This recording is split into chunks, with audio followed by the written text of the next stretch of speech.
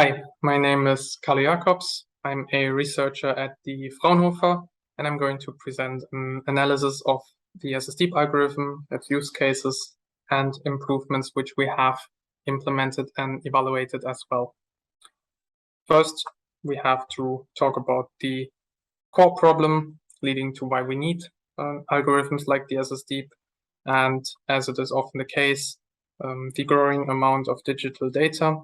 And this problem typically needs or leads to the need of automated systems. These systems can filter uninteresting files like operating system files or highlight and identify files of interest.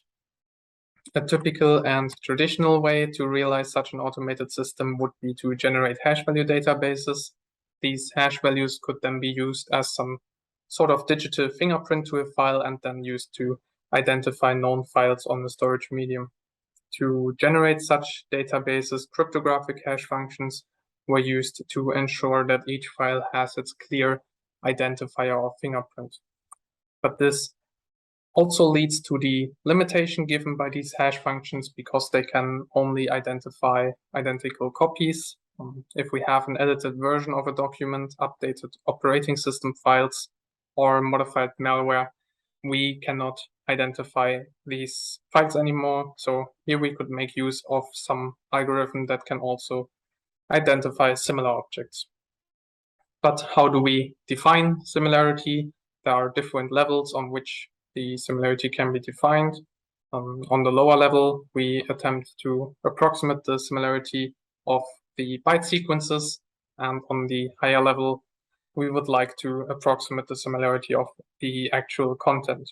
The advantage of algorithms working on the lower level is that they are file type agnostic and do not need any sort of parsing or interpretation of bytes, and therefore are fast in calculation.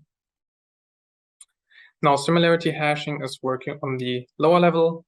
So the algorithm approximates the similarity of byte sequences, and it usually requires two functions. The first is the similarity preserving hash function, which generates the hash values. And the second function is the comparison function to compare the hash values. To compare different approaches of similarity hashing, properties were introduced that describe their efficiency and security. The first property would be the runtime to be usable in practice. The hash generation and the comparison of hash values should be fast. Next, there's the compression property. It is desired that the hash value is short. This is not only in favor of storage capacity, but also shorter hash values are faster in the comparison.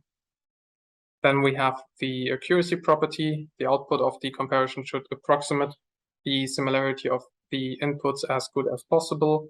And for the security properties, we have the coverage. The hash values should cover all the bytes of the input, meaning that every byte of the input influences the hash value output in some way. And at last, the obfuscation resistance, describing the difficulty to modify a file such that the comparison of the two hash values yields a low similarity score. Now to the ssdeep algorithm. Basically, the algorithm consists of a hash function to divide the file up into segments, which is the rolling hash function, and a traditional hash function to hash these segments. The rolling hash function is calculated using a window of 7 bytes, which means that we hash these first 7 bytes and then simply check if the condition is true. And this step is performed for every window within the input. If the condition is true, we have determined a trigger point, and this is our first segment. A segment is hashed using the traditional hash function, and from this hash, we simply derive a single base 64 character. These steps are performed for the entire input here, resulting in 5 segments. So 5 base 64 characters. Now, this is obviously not a sufficient similarity hash if we have only 5 characters, which is why the block size B is chosen based on the length of the input to receive a hash with a length between 32 and 64 characters. If the hash does not reach the 32 characters, then the block size is halved and the hash value is recalculated. In the end, the ssdeep consists of a leading block size and a set of two hash values, one for the block size b and one for double the block size 2b for a comparison reason. The recalculation, however, is not very efficient, or was not very efficient, which is why it has been removed. Here we show the actual algorithm very briefly. Instead of guessing the block size at the beginning, the algorithm calculates the hash values for all possible block sizes, but in a first step, there is an upper limit to the block size set dependent on the input length, and then the hashes for all the remaining block sizes are calculated. As soon as a block size reaches the minimum of 32 characters, then the smaller block sizes will not be considered any longer and can be discarded from the calculation. At the end of processing, we simply select the suitable block sizes, in that case the 192 and the 384, to be our similarity hash. Now to the comparison. Two ssdeep hash values can only be compared if they have the same block size, which is why the ssdeep algorithm stores two hash signatures. The picture on the right displays a database lookup. We have a hash value on the left with a leading block size of 48, and this hash value can only be compared to the hash values with matching block sizes. This makes the comparison with the database lookup very efficient. If there are matching block sizes, we simply calculate a Levenshtein distance and rescale and invert that distance score to a percentage value. On the bottom, the two character strings match by 99%. Now, ssdeep, as it was the first such algorithm, was often used to compare with new approaches, and here we want to give an idea on how ssdeep can be roughly seen compared to other algorithms. For the runtime, we have a fast generation of hash values, since the components are very simple in calculation. Similar, the comparison is fast since the hash values are very short. Then we have the efficient database comparison due to the idea of matching block sizes. We can only compare to a fraction of the database. The hash values are limited in size. They can at most be 64 characters, but on the contrary, a little or short hash value also contains little information. This affects the accuracy, and also shorter hash values are more vulnerable to false positives. We have a limited comparability. Only matching block sizes can be compared. So if the inputs have strongly different sizes, then they are most likely not comparable. And on the security properties, we have a full coverage. Each byte is part of some segment, so also part of a character. And for the obfuscation resistance, it is more on the negative side because the hash values are short in size. Of course, all the properties in some way influence each other.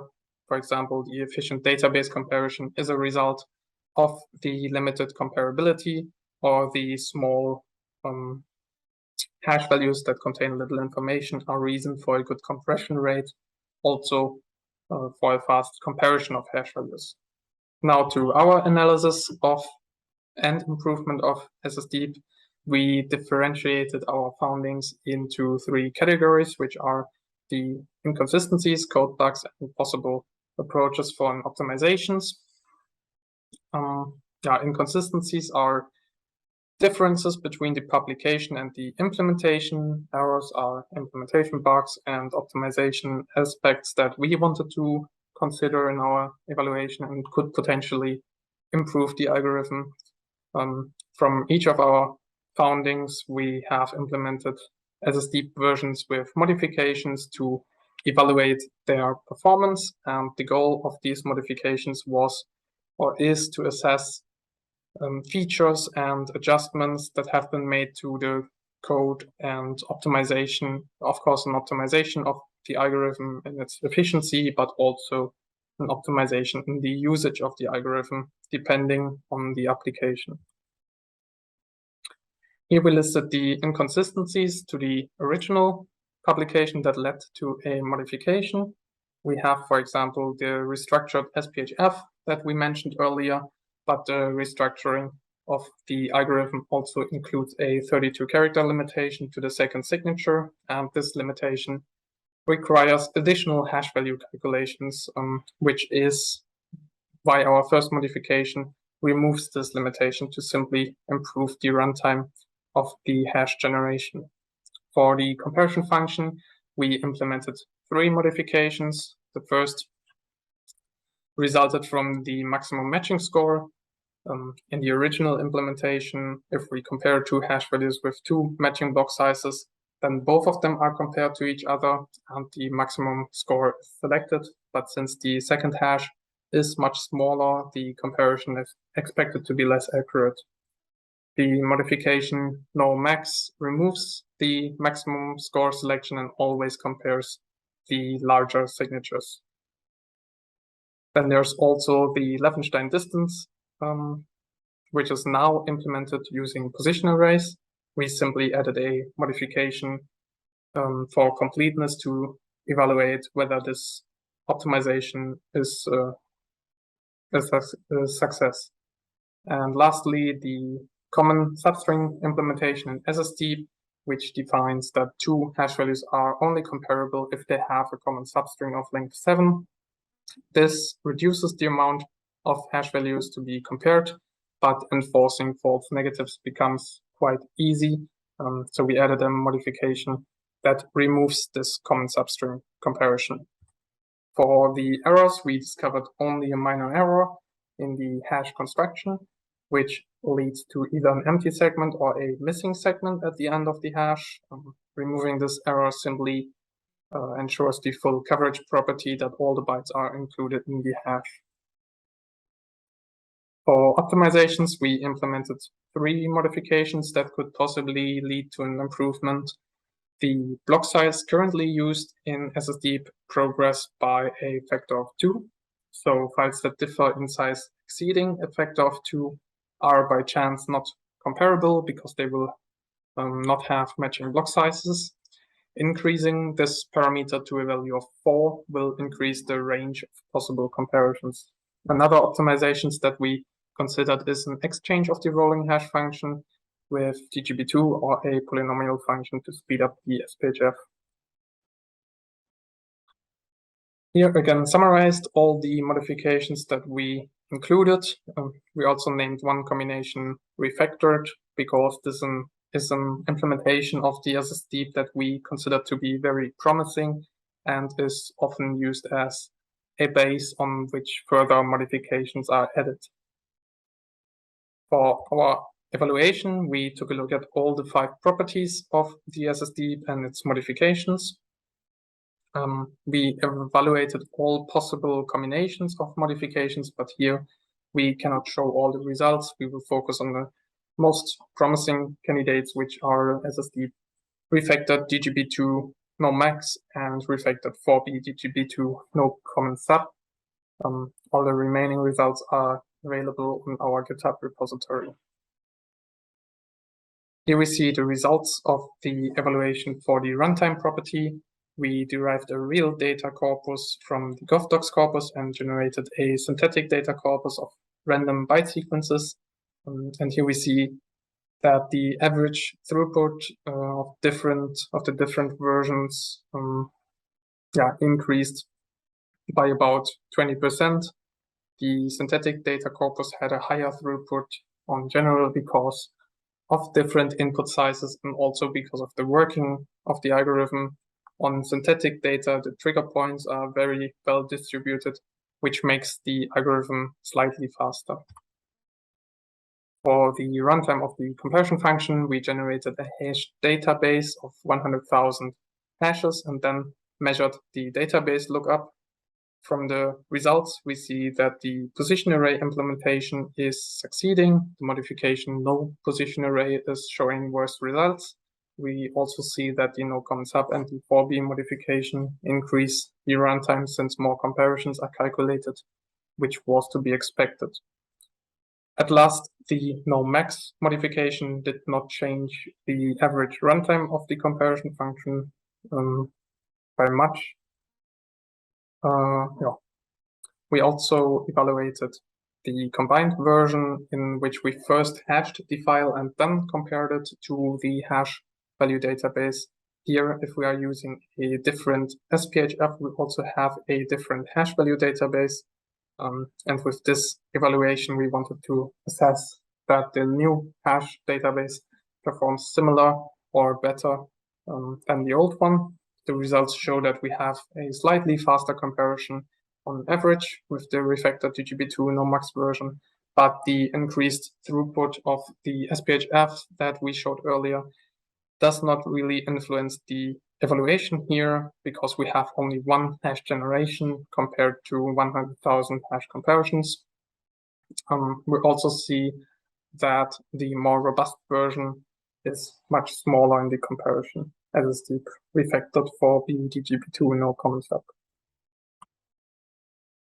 For the compression property, we simply calculated the compression ratio. Here we can see that the refactored DGB2 version has a slightly lower compression rate, which can be explained by the fact that the DGB2 algorithm detects more trigger points on average, leading to more characters. The same we see on the refactored 4b DGB2 version. Here we have an increased hash value length ranging from 32 to 128 characters instead of 32 to 64 characters. We also took a look at the properties of the hashes, like the average signature length and the signature ratio. And here we see very well that the DGB2 algorithm leads to a better distribution of trigger points, like the original implementation has a signature ratio of 3, which means that the first signature is on average 3 times as large as the second signature.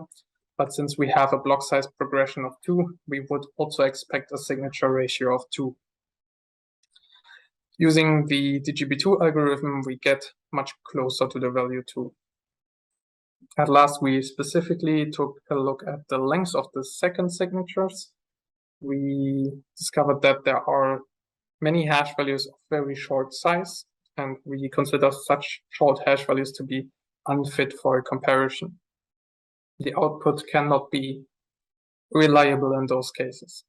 On the top right graph, we can see that the DGB2 rolling hash function decreases the amount of such unfit hash values from orange to green. And we also took a look at the properties of the hash value database of the NSRL. And from the 21 million hash values, there are 700,000 such cases where the signature is smaller than 10 characters. Now probably to the most interesting property, the accuracy. We have evaluated the accuracy on different corpora. The first is the synthetic data corpus, in which we have generated synthetic data of some sizes and then modified these step by step from 0 to 100% using different types of modifications. But for the synthetic data corpus, we did not really receive any results of interest because with a synthetic data corpus, the trigger points are evenly distributed independent of the modification we use. What we could observe here is that the modification for B does increase the range of possible comparisons. The second data corpus was derived from the T5 corpus, and we generated 65,000 fragments. This evaluation was interesting because it displays the worst case scenario for the ssdeep algorithm, because fragments usually have a much shorter size and will therefore not have matching block sizes for the comparison. Here we could again assess that the modification 4b with a wider range of comparisons, but yeah, we could also see other modifications working as expected, like the no common sub was working for very small fragments in which the original could not detect any common substrings, and also the DGB2 and the no max modification were noticeable.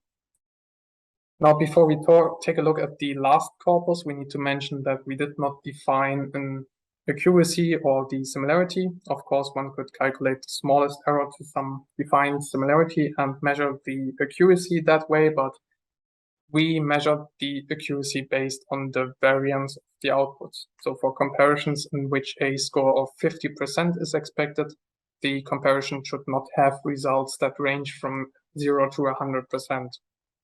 They should all be somewhat close to 50%. Otherwise, the output does not seem reliable. So now the real step-by-step modification, as we did before with the synthetic data corpus, ranging from 0 to 100% size of modification. Yeah, the graph here displays the results for those comparisons. On the x-axis, the size of modification, so a size of 0 means that the inputs are identical, and a size of 100 on the left means that we have inserted 100% of the size of the original input, or byte sequences that is 100% of the size of the original input. So we could expect a similarity score of 50% in that case. But as the red arrow on the left shows that the original version on the top has a huge variance in output, if we use the DGB2 algorithm as a rolling hash function, below that the hash values or the comparisons are more narrowed, and this increases the reliability of the output. On the right side, we see the deletion of bytes. There we can see that the candidate with the 4b modification has a higher range of comparisons, and smaller fragments remain detectable. Another thing that we see with this version is that there are no false negatives for small-sized modifications. There are no cases in which the comparison gives a score of 0. Now to the security properties. The modifications do not really change much here because we do not change the core algorithm of ssdeep, but we succeeded to generate some comparisons that lead to false results. For example, we modified the PDF file format to have a similarity score of 0 by inserting trigger points in the comment section of the PDF header, and yeah, the PDF files score a 0, although their content remained identical. Yeah, of course, the refactored 4b DGB2 no common sub version is more robust against such modifications, but it is still not really secure. The core algorithm remains. The coverage property did not change at all. We just our bug fix ensures that the last segment is not missing anymore. To conclude the evaluation, we had our original ssdeep version with the properties and 2 promising candidates. The first one is ssdeep refactored DGB2 no max. Here we achieved a faster hash generation by 20%. Then we designed this version to be more robust against false positives, more evenly distributed trigger points, and less comparisons with shorter hash values. And at last, using the bug fix modification ensures the full coverage property. For the more robust version, we also achieved a faster hash value generation, but the database comparison is getting less efficient since we increased the number of possible comparisons. The hash values are larger in size, which benefits the accuracy. Then with an increased range of possible comparisons, we decrease the or increase the comparability and decrease the false negative rate. and the bug fix again ensures the full coverage. And at last, a slight increase in obfuscation resistance. To conclude the work, we analyzed the ssdeep algorithm, assessed the current implementation, and evaluated our proposed modifications. All implementations, the data corpus, evaluation results, and scripts and files that highlight security issues or bugs are available on our GitHub repository. And on the right, there are the two candidates, one for the use case of filtering and minimizing extraneous data, and the other for the detection of modified and suspicious files. Then thank you for your attention, and I'm open to questions now.